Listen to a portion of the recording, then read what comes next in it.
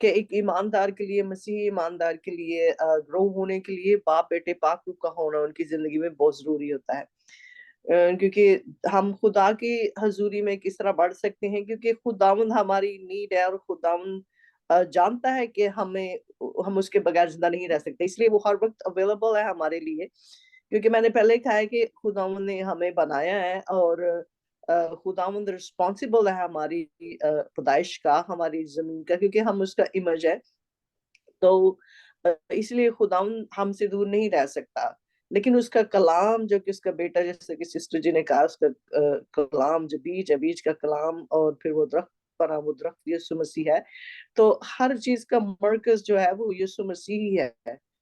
तो हम जो कि मसीह में है, हमारा जो उसमें ग्रो होना बगैर मसीह के और पाकरू के अलावा हमारा उसमें ग्रो होना, पाकरू हमें हमारी हेल्प करता है खुदावंद में ग्रो होने के लिए। इसलिए पाकरू का होना हमारे लिए बहुत जरूरी है। हम लोग बहुत सारे ईमानदार जो है वो इस चीज को नहीं जानते, जबकि खुदावंद ने जो पाकरू, हम बाप बेटे पाकरू का बपतिस्मा तो लेते हैं, लेकिन इन चीजों को गहराई में समझने की कोशिश नहीं करते। तो हम अगर अपनी रूहानी आंखों से देखें, तो इस वक्त अगर जमीन पे खुदावंद की हुजूरी है, वो कलीसिया के वसीला से है, वो पाकरू के वसीला से है। तो जब तक पाकरू हमारे अंदर है, हम खुदावंद में और ग्रो होते हैं, और फिर खुदावंद हमें मतलब और ज्यादा गहराई में। तो खुदावंद जबकि रूह है, तो इसलिए पाकरू हमें दिया गया है, ताकि हम रूह में भरकर रूह में ग्रो हो। खुदावंद, अपने खुदावंद जिसने हमें बनाया, जो हमारा रिस्पॉन्सिबल है, हम उसमें और ग्रो। तो खुदावंद में ग्रो होने के लिए उसके कलमा का होना हमारे लिए जरूरी होता है, जो कि उसका बेटा है, और मसीह यस्सु जो कि जिंदा कलाम है, उसकी एक एक चीज को हमने अपनाना है। कि यीशु सेंटर, हमारा जो जिंदगी का सेंटर है वो यीशु होना चाहिए।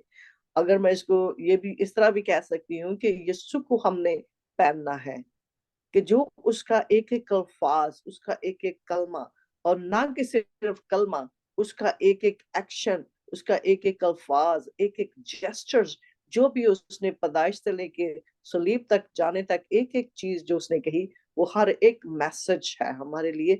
हम उसके मैसेज को रिसीव करेंगे और उस पर अमल करेंगे, तो हम फिर खुदावंद में और बढ़ते जाएंगे।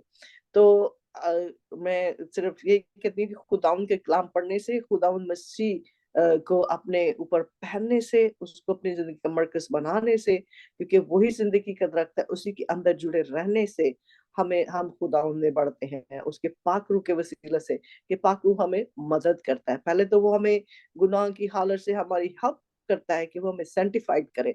सेंटिफाइड करने के बाद फिर हमें ट्रांसफॉर्म, उसकी जो ट्रांसफॉर्मेशन होती है हमारी, उसके बाद ये है कि स्लोली स्लोली हम खुदावंद में और बढ़ते जाते हैं। क्योंकि हमारा मुकाबला ये जो है वो स्पिरिचुअली मुकाबला है, जो कि स्पिरिचुअल फाइट है हमारी शैतान के साथ। तो हमने पहले भी कहा कि शैतान हमें रूह में मारा था, तो खुदावंद ने हमें उस रूह को वापस दिया है। तो हम उसी रूह की मदद से खुदावंद में बढ़ते जाएंगे, उसके बेटे के साथ व्यवस्था रहकर। तो यही है आज का मेरा यही था। खुदावंद आपको इस कलाम के वसीला से बरकत दे।